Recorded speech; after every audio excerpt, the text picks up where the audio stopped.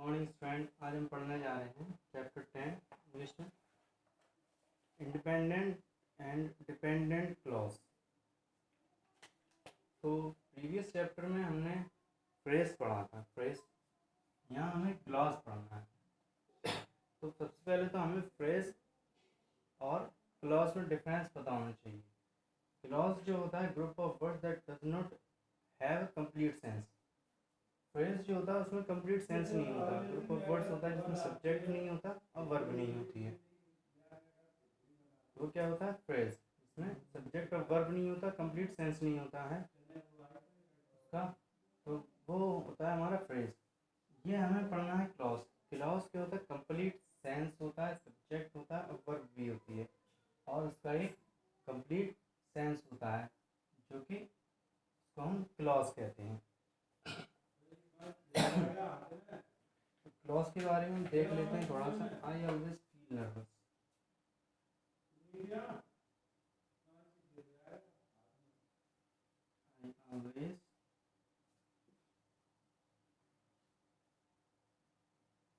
I always feel nervous during exams.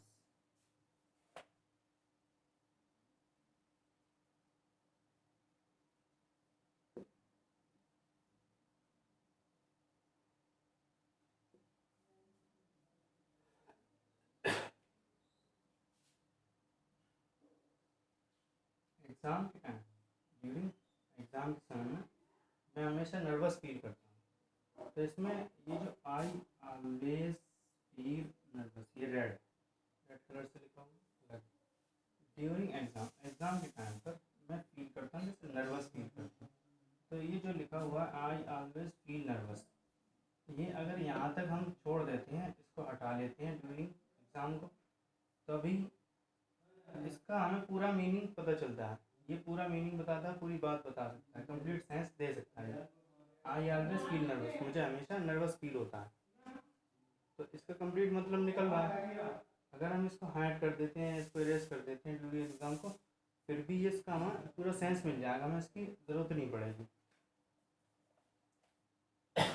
तो ये जो है हमारा, ये क्लॉज होता है।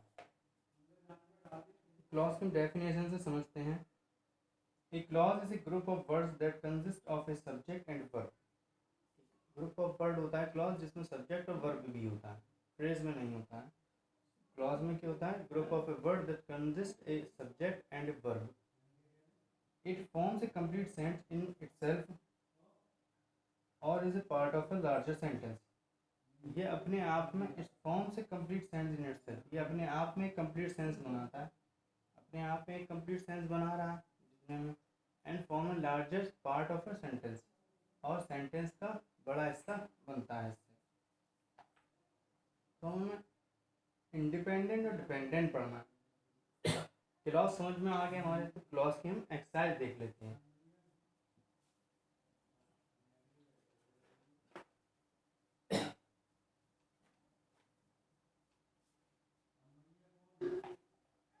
क्वेश्चन नंबर फर्स्ट है, state whether the underline group of words are phrases और क्लॉज।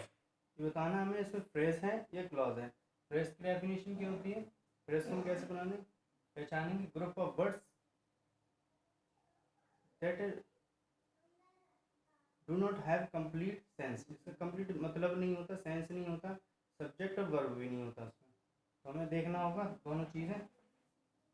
और क्लॉज क्या होता है? क्लॉज का अपना इंडिपेंडेंट एक मीनिंग होता है, सेंस होता है, और सब्जेक्ट और वर्ब भी होता है इसमें। पहला लिखेंगे of the two boys.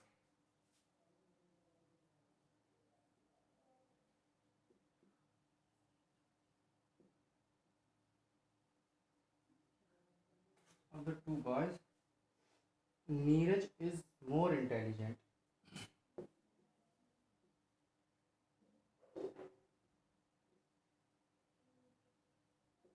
Neeraj is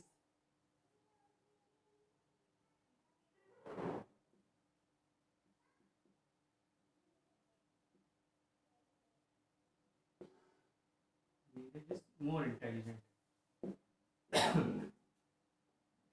दो लड़कों में से नीरज ज़्यादा इंटेलिजेंट है, तो इस पर हमारा अंडरलाइन है क्वेश्चन में, पहले से ही मिलेगा आपको। अब यहाँ हमें फिल करना है कि ये क्लॉज है या फ्रेज है। जो अंडरलाइन वाला है उसी को बताना है हमें, क्लॉज है या फ्रेज है। ये हमारा क्लॉज है, क्योंकि Neeraj is more intelligent, Neeraj ज़्यादा इंटेलिजेंट है, ये मतलब निकल रहा है इसमें। और अगर हम इसको अलग से भी लिख देंगे नीरज ज़्यादा इंटेलिजेंट है, तो भी इसका कंप्लीट सेंस है, इंडिपेंडेंट है, अलग से इसका मतलब हो सकता है।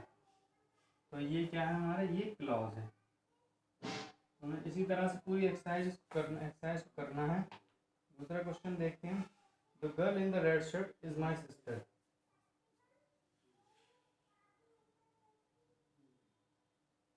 The girl in the red shirt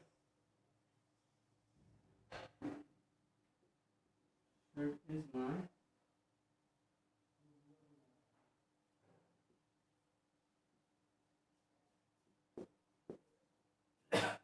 girl in the red shirt, in the red shirt,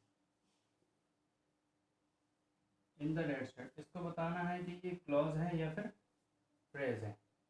in the red shirt, red shirt में तो कोई कंप्लीट मीनिंग नहीं निकल रहा है, इसमें सब्जेक्ट भी नहीं है और वर्ब भी नहीं है, तो ये क्लॉज नहीं है। क्या है, ये फ्रेज है। फ्रेज हमने पहले भी पढ़ा था। फ्रेज ये कौन सा वाला है, ये प्रपोजिशनल फ्रेज है, इन लिखा हुआ है इसमें, तो ये प्रपोजिशनल फ्रेज जो हमने पढ़ा था ये वही है। नेक्स्ट हम देखते हैं इंडिपेंडेंट और डिपेंडेंट क्लॉज क्या होता है। ये क्लॉज हमने समझ लिया। हमें क्लॉज टू टाइप्स का होता है, डिपेंडेंट क्लॉज और independent clause. Independent clause main clause होता है,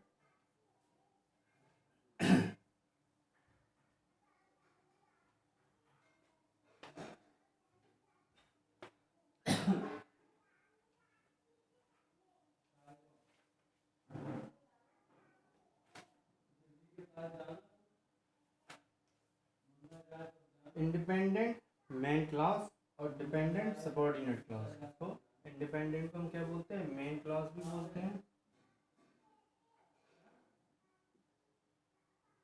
इंडिपेंडेंट हम मेन क्लॉज भी बोलते हैं, main clause independent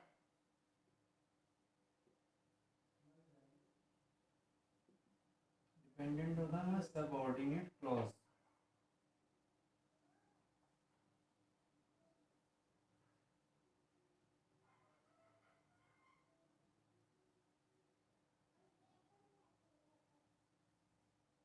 subordinate clause,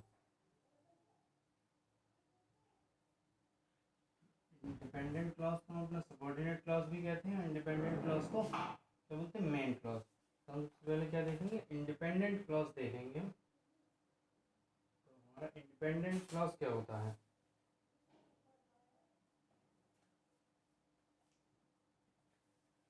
definition: an independent or main clause express complete thought and can stand alone as an independent sentence।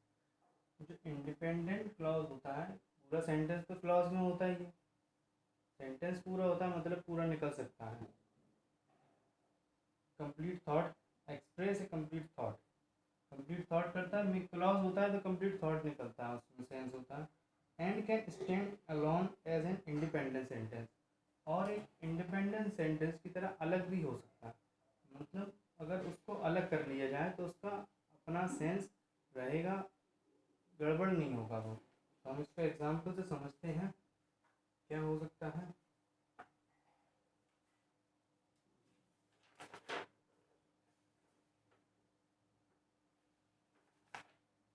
Dhruv cannot come to school today.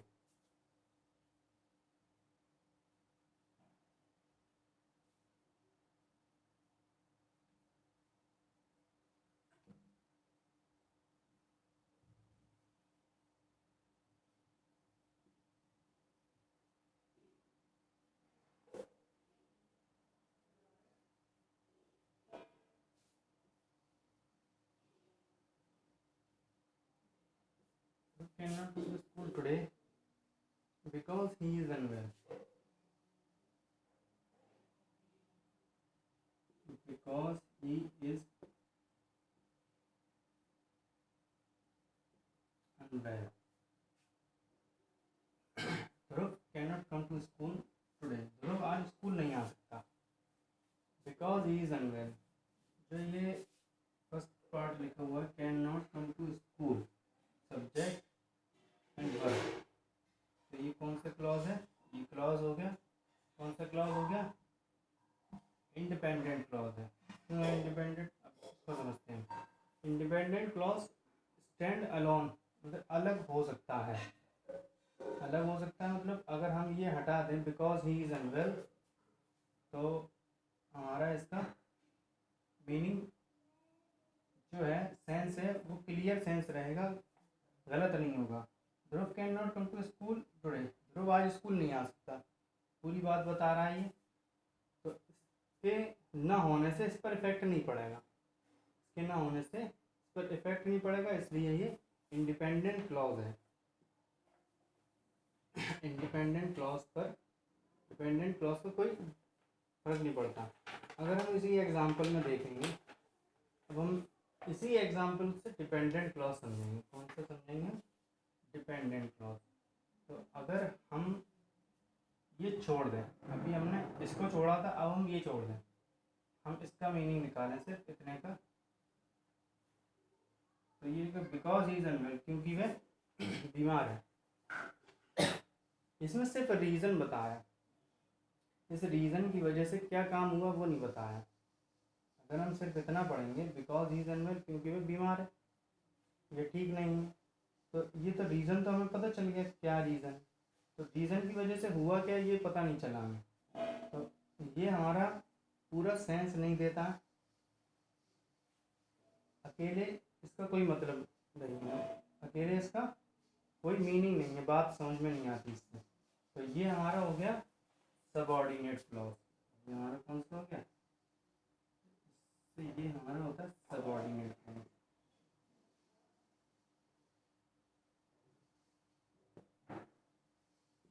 Subordinate clause या dependent clause, example और समझते हैं।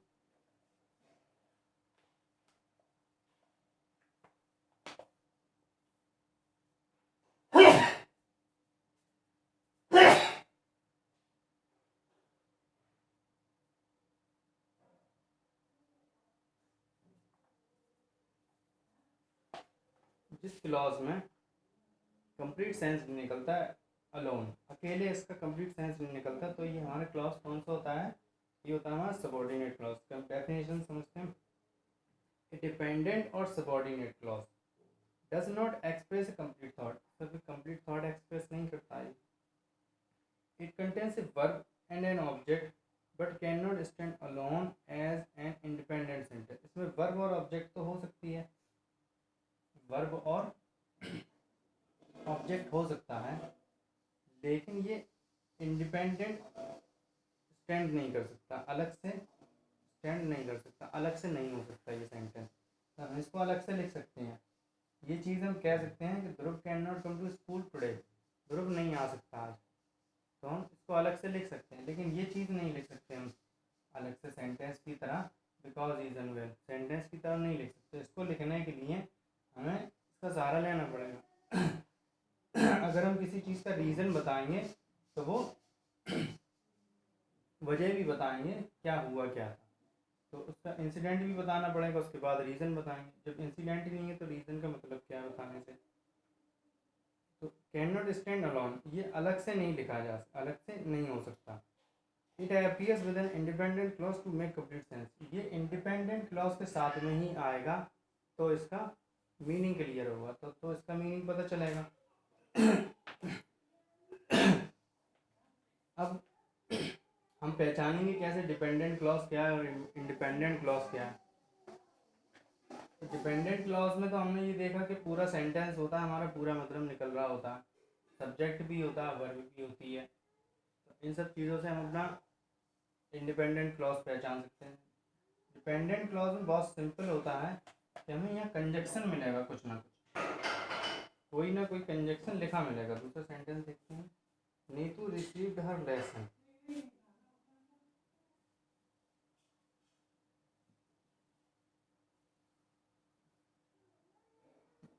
revised her lesson.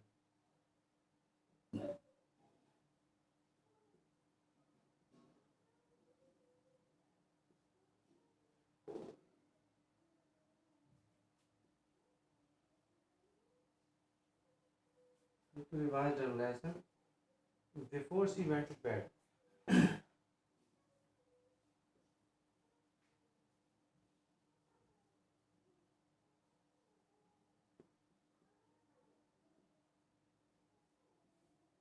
Neetu ने अपना lesson revise किया bed पर जाने से पहले। तो जो ऊपर वाला सेंटेंस है वो हमारा इंडिपेंडेंट क्लॉज है। बिफोर यहाँ आगे कंजक्शन है, ये तो कंजक्शन जिसमें होगा उसको हम क्या कहेंगे, सबऑर्डिनेट क्लॉज। ये हमारा कौन सा हो गया, ये हमारा हो गया सबऑर्डिनेट क्लॉज। सबऑर्डिनेट या डिपेंडेंट क्लॉज हो गया ये। तो इस तरह से पहचानना बहुत इजी है। नीतू सब्जेक्ट है, रिवाइज वर्ब है, और ये पूरा सेंटेंस का अलग मीनिंग हो सकता है। नीतू रिसीव्ड, नीतू रिवाइज्ड हर लेसन, नीतू ने अपना लेसन रिवाइज कर लिया। अलग से भी लिख देते हैं, पूरा मीनिंग हो रहा है इसका। और साथ में लिखा हुआ before she went, before conjunction है, कंजक्शन के साथ में जो भी लिखा हुआ है वो हमारा सबऑर्डिनेट क्लॉज है। अब हमें क्या करना है, एक्सरसाइज देखनी है इसकी। तो दोनों चीज़ें हमें ध्यान में रखनी है, क्लॉज, सबऑर्डिनेट क्लॉज और independent clause.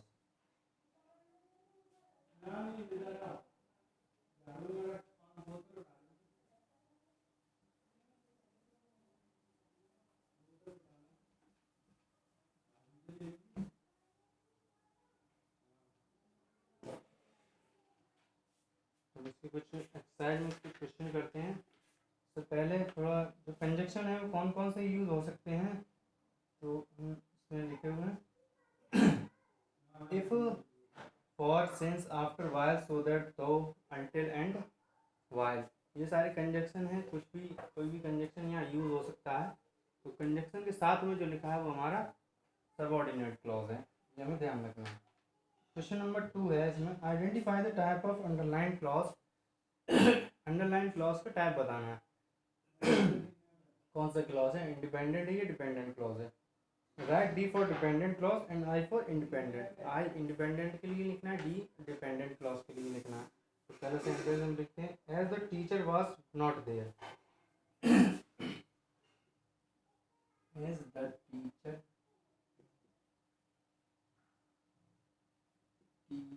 Was not there, ये की हो गया इस तरह पे underline.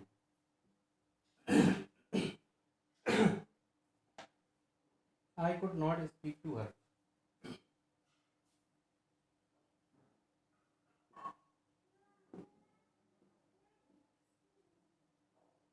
Not speak to her.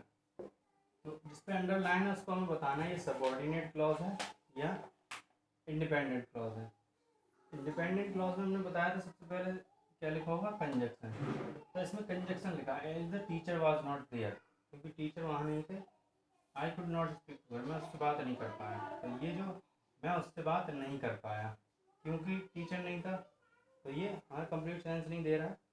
Independent नहीं हो सकता, ये एलोन नहीं हो सकता है। सेंस तो इसका भी होता है, क्लॉज में सेंस होता है दोनों में, लेकिन ये स्टैंड अलोन नहीं हो सकता, अलग से नहीं लिखा जा सकता। I could not speak to her, ये अलग से हम लिख देंगे तो अभी इसका मतलब क्लियर है। तो यहाँ हमारा कंजक्शन लिखा हुआ है, तो ये कौन सा हमारा क्लॉज है, ये सबऑर्डिनेट क्लॉज है। तो हम उसका सामने लिखना है सबऑर्डिनेट क्लॉज। एक लाइन में है दोनों, ये नहीं आता मेरे बोर्ड में, सबऑर्डिनेट क्लॉज हो गया ये। तो जिसका अंडरलाइन उसका बताना है हमें कौन से क्लॉज है वो। He completed his homework before he ate the dinner. Please wait here until I come back. दूसरा लिखेंगे,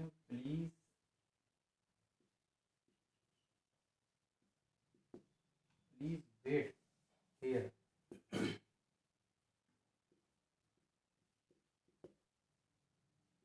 until I come back. तो इसमें अंडरलाइन कौन सा है, until I come back. Please wait here, हाँ इंतजार करना, अनटिल जब तक। तो यहाँ पे फिर हमारा कंजक्शन यूज हुआ है, तो फिर ये हमारा कौन सा क्लॉज हो गया, सबऑर्डिनेट है फिर से। Next question, I need a new computer. I need a new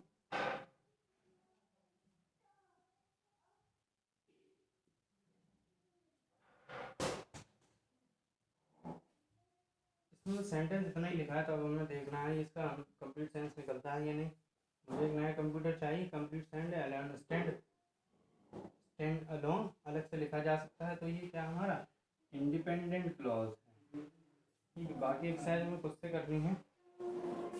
next question है, identify the dependent and independent clause in each of the following sentence. इसमें भी डिपेंडेंट और इंडिपेंडेंट दोनों को ही आइडेंटिफाई करना है, और कंजक्शन भी इसमें बताना है कौन सा है। तो जैसे ये किया है, हम इसमें भी बता सकते हैं। जैसे ये हमारा सबऑर्डिनेट है, तो ये हमारा हो गया कोऑर्डिनेट, डिपेंडेंट हो गया। ये हमारा डिपेंडेंट है, तो ये हमारा हो गया इंडिपेंडेंट। ठीक, और ये क्या है हमारा, ये कंजक्शन है। तो हमें ये तीनों चीज़ें बतानी है, तो हम सेंटेंस को बता देते हैं। बहुत ही इजी एक्सरसाइज है, आराम से हो सकती है।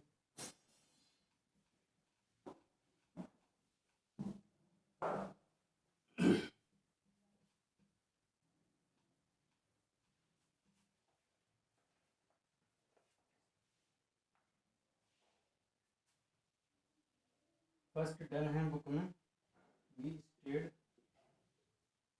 सेकंड से बताता हूँ, we stayed home home until it stopped raining, until it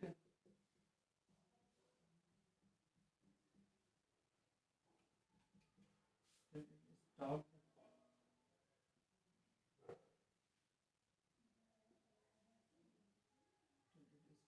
raining।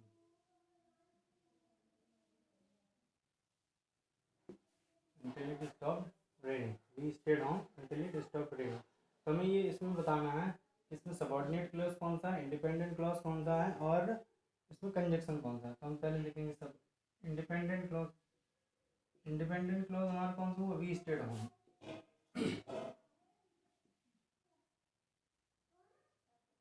We stayed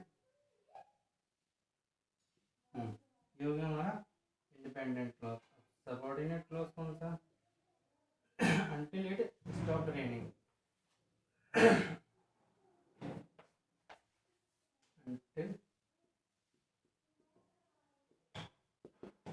stopped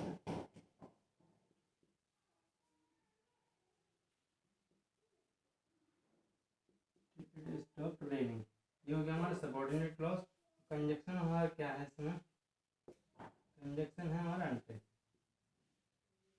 तो ये तीनों चीज़ें हमें अलग करके लिखनी है, जो पहले भी कर चुके हैं। पहले क्वेश्चन में अंडरलाइन वाले को बताना है, सिर्फ जिस पर अंडरलाइन है सिर्फ उसी को बताना है कौन सा क्लॉज है।